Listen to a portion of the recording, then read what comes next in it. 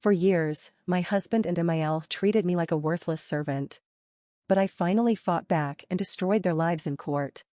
Alex's words cut through the clatter of dishes like a keen scalpel. Lara, bring me some tea now. I halted, my hands dipped in soapy water. Hold on, I'm doing the dishes. What? His tone was incredulous and impatient. Stop that and then bring me the tea right away. Can't you obey simple commands? But, I began, only to be interrupted. What a useless wife you are. Make me some sweet coffee, said another voice. Mrs. Whitmore, my mother-in-law, spoke from the living room. She sat there munching a slice of cake she had grabbed from the fridge, her eyes gleaming with malice. I sighed and looked at the stack of dishes. There are so many. Leave them for later. Just do what we say, useless wife, Alex's voice hissed, each syllable hurting. I was Lara, a 28-year-old working mother whose life felt more like a jail than a home. Married at 23. I had hoped for love and friendship, but instead found myself in the hands of Alex and his domineering mother. Our 4-year-old son was the only bright spot in an otherwise dark existence. We lived in Alex's parents' house, a decision foisted on me under the premise of caring for Mrs. Whitmore after my father-in-law died. Initially, I sympathized with her alleged anguish, but it quickly became evident that I was nothing more than a part in her cruel game of home oppression. Cooking, cleaning, and working just weren't enough. My attempts were treated with derision. And my meals were either left untouched or sharply ridiculed. The stir-fry is so half-hearted, Mrs. Whitmore would remark. Cook it properly from scratch. I'm busy and can only do simple things, I'd say, trying to maintain a calm voice. That's why I hate backtalk from my daughter-in-law, she quipped. Cook from scratch. Why don't you cook? You are a good cook, correct? I risked to react once and soon regretted it. Why would I do housekeeping with you here? She responded coldly and dismissively. Are you out of your mind? Their brutality grew with time, progressing from harsh words to a chilling quiet. They began to entirely disregard me, as if I were a ghost in my own home. My presence, which was previously underestimated, now appeared completely invisible. 5 years passed in this suffocating environment. Alex and I turned 35 and 33 respectively. Our son developed, but the unpleasant atmosphere in the house remained constant. My mother-in-law, now 63, appeared to thrive on my suffering.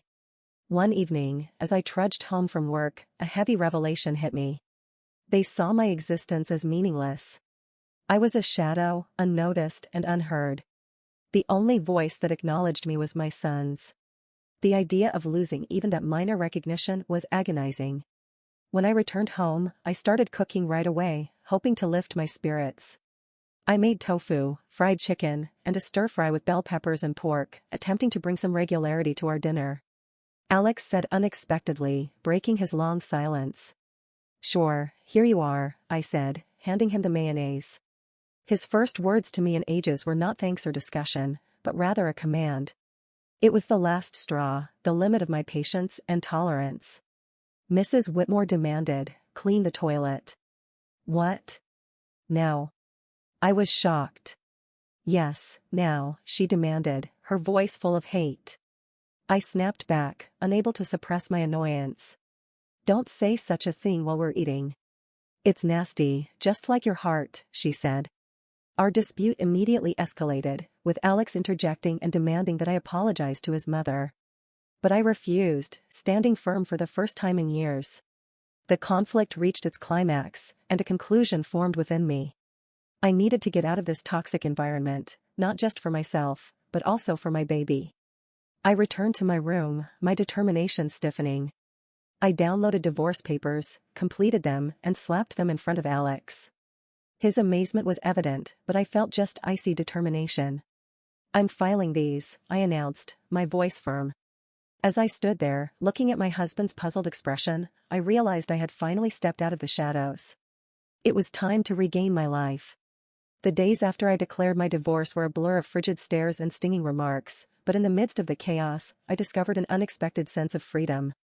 Mrs. Whitmore looked at the food I was serving one evening with distaste. You call this food? Even a child cooks better. I bit my tongue, concentrating on my son's happy expression. Eat up, sweetheart, I made your favorite tonight. Alex added in, his voice full of sarcasm. Oh, playing the perfect mother now are we? What a joke. I could feel my rage rising, but I held my cool. I'm just trying to make a nice dinner for our son. Mrs. Whitmore snorted. Don't act high and mighty. You're just a burden in this house. The tension around the table was apparent. Alex's attempts to insult me grew more intense. So, Laura, have you thought about how you'll survive after the divorce? You can barely keep a house, let alone your own life. I stared him directly in the eyes. I have been supporting this family for years. I'm not worried about taking care of myself and our son. His smirk faded somewhat, and a spark of concern appeared on his face.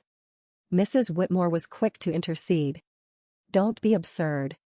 You need us more than we need you. The talk drifted to finances, which they typically avoided. You do realize that without my salary, this household would crumble, I said to myself rather than to them. Mrs. Whitmore sneered. We'd manage. We don't need your pity money. But Alex's silence spoke volumes. He understood the truth. They would be in serious financial trouble if I did not provide a living. Their behavior deteriorated during the next few days. Mrs. Whitmore alternated between trying to sweet-talk me into staying and shouting insults when I refused.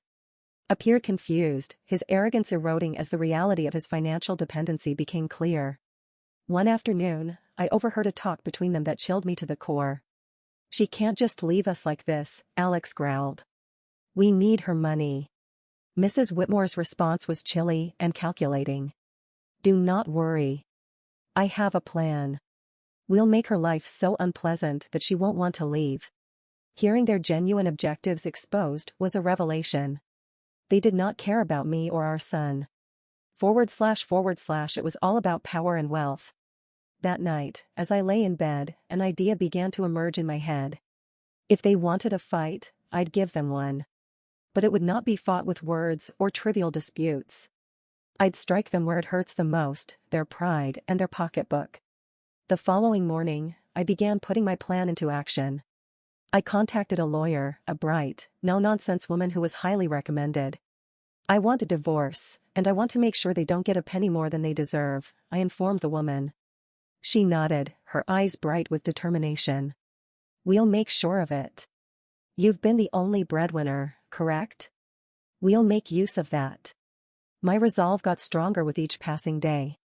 I began documenting everything, insults, financial manipulation, and even little grievances. It was time to turn the tables. It was time to accept the repercussions of their deeds. As I prepared my case, I felt a sense of empowerment. For the first time in years, I felt like I had power over my own fate. The shades of scorn were slowly lifting, revealing a new dawn.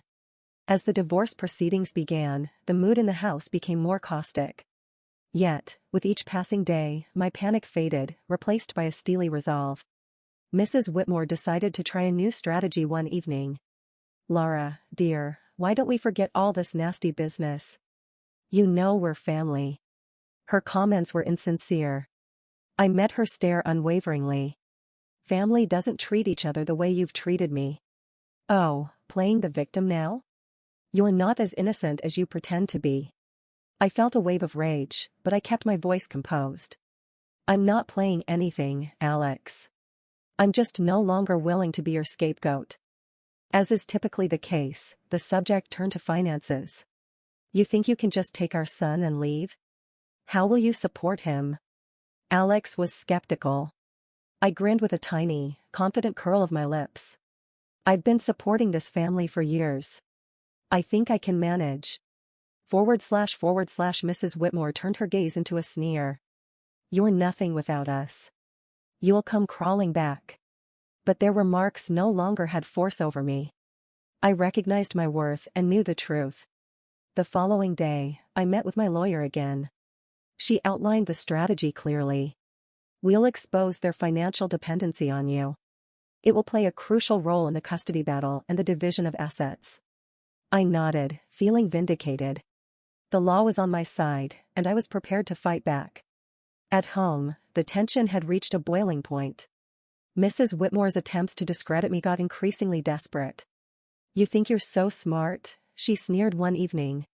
"But you're just a cold-hearted woman abandoning your family." I stared her directly in the eyes. I'm a woman who's finally standing up for herself." Alex leaped in, his voice full of fury. "You'll regret this? You can't survive without me." However, his threats fell on deaf ears. I was done being intimidated. As the days passed, my preparations for the court battle became more intense. I obtained financial accounts, documented their harsh remarks, and gathered evidence of their negligence. One afternoon, as I was arranging my documents, my kid approached me. "Mom, are we going to be okay?" His voice was soft and hesitant. I drew him into an embrace, feeling a flash of protectiveness. "Yes, sweetheart, we're going to be just fine. We're leaving this place, and we're going to start a new, happy life, just you and me." His arms tightened around me, and I knew I'd made the correct decision. I was fighting not just for myself, but also for my son's future. The court hearing date approached, bringing with it the prospect of impending freedom. I was prepared to confront Alex and Mrs. Whitmore and put an end to their tyranny and emotional abuse. I was ready to take back my life and give my son the peace and happiness he deserved. It was time for justice, and I was determined to see it delivered. The court hearing day arrived, and I was filled with both dread and determination. I felt a sense of surrealism when I sat across from Alex and Mrs. Whitmore in court.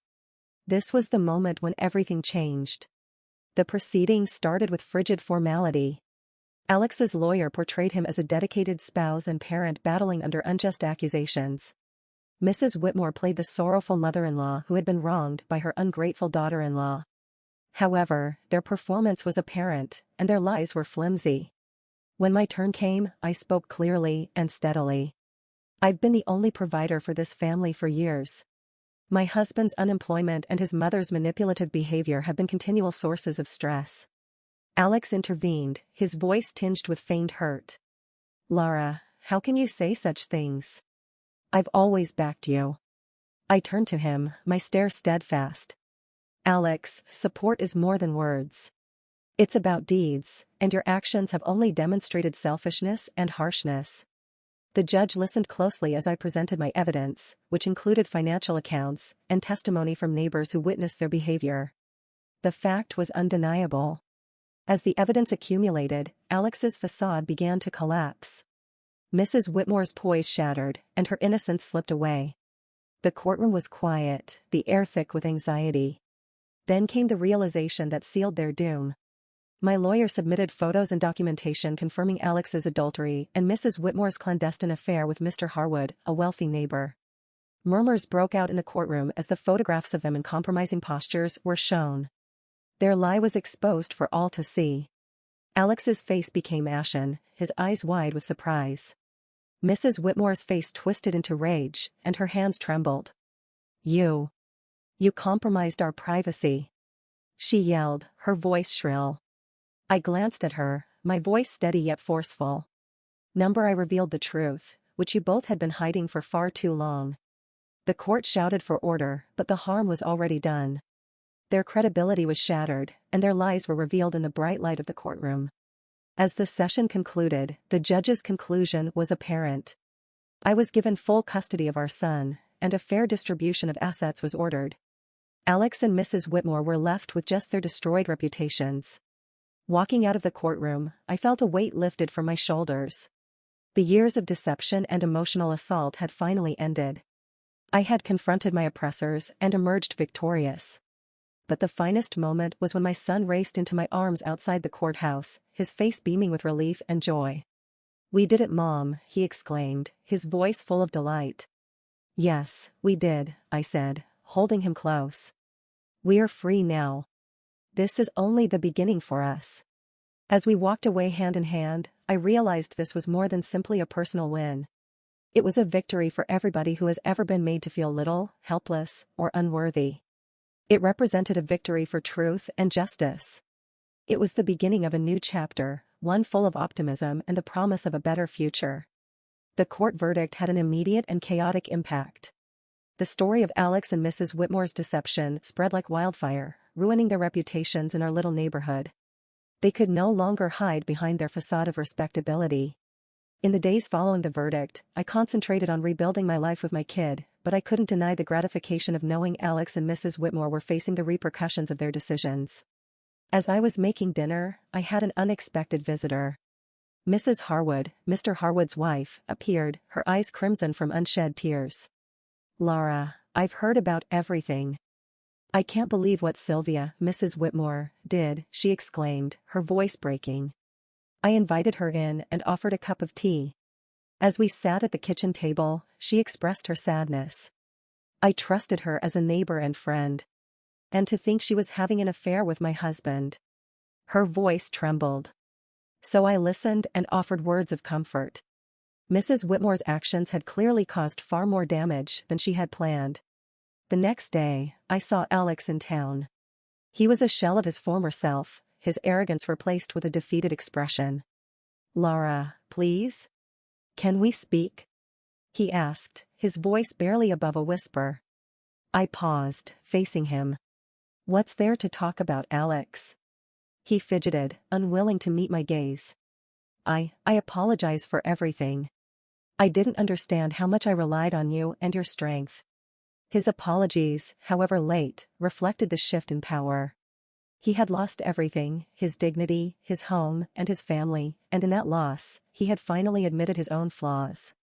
Mrs. Whitmore, however, received the greatest criticism. Her affair with Mr. Harwood had not only wrecked her reputation but also resulted in legal problems. Mrs. Harwood sought a divorce and sued her for alienation of affection. I learned of Mrs. Whitmore's dilemma from neighbors.